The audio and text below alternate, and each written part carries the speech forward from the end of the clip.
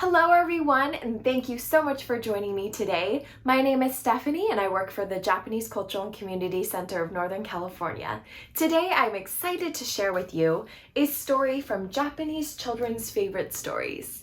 And this story is called The Long-Nosed Tengus.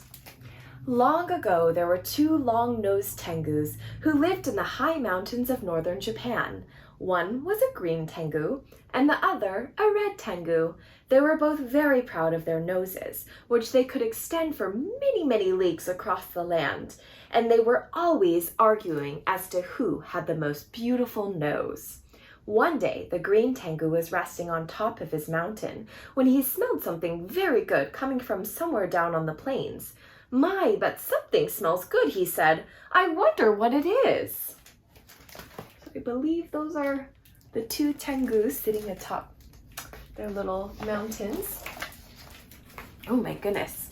So he started extending his nose, making it grow longer and longer as it followed the smell. His nose grew so long that it crossed 7 mountains, went down into the plains, and finally ended up at a great lord's mansion.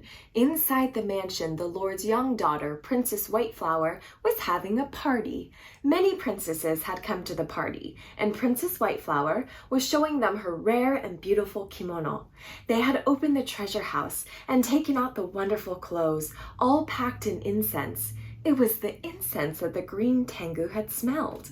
Princess Whiteflower was looking for a place to hang her kimono, so that everyone could see them better. When she caught sight of the green Tengu's nose, she said, "Oh, look, someone's hung a green pole here. We'll hang the kimono on it." So the princess called her maids, and they hung the beautiful kimono on the Tengu's nose. Oh my goodness. The green Tengu, sitting far away on his mountain, felt something tickling his nose, so he began pulling it back in. When the princesses saw the beautiful kimono flying away through the air, they were very surprised. They tried to take back the kimono, but they were too late. The green Tengu was very pleased when he saw the beautiful kimono hanging from his nose. He gathered them up and took them home with him. Then he invited the red Tengu, who lived on the next mountain, to come and see him. So here you have it. Oh no! What's gonna happen? "Just look what a wonderful nose I have," he said to the red Tengu. "It's brought me all these wonderful kimono." The red Tengu was jealous when he saw the kimono. He would have turned green with envy, except that red Tengus can't turn green. "I'll show you whose nose is best," the red Tengu said. "Just you wait and I'll show you." And so the red Tengu sat on top of his mountain every day, rubbing his long red nose and sniffing the air. Many days passed and he still hadn't smelled anything good. He became very impatient and said, "Well, I won't wait any longer. I'll send my nose down to the plains anyway, and it's sure to find something good there." So the red Tengu started extending his nose, making it longer and longer until it crossed 7 mountains, went down into the plains, and finally ended up at the same lord's mansion. Oh no!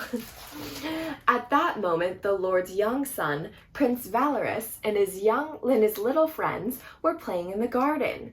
When Prince Valorous caught sight of the red Tengu's nose, he cried, "Look at this red pole that someone's put here. Let's use it as a swing." So the children tied some ropes to the red pole to make swings. Then how they played! They swung high up into the sky and climbed all over the red pole. One boy even cut his name into the pole with a knife. How this hurt the red Tengu sitting back on his mountain. His nose was so heavy that he couldn't pull it back. But when his nose got cut, the red Tengu shook the children off with all his might and pulled it back to his mountain as fast as he could. The green Tengu laughed and laughed at the sight. But the red Tengu only sat stroking his nose and said, "This is what I get for being jealous. I'm never going to send my nose down into the plains again." And here they are, sitting together.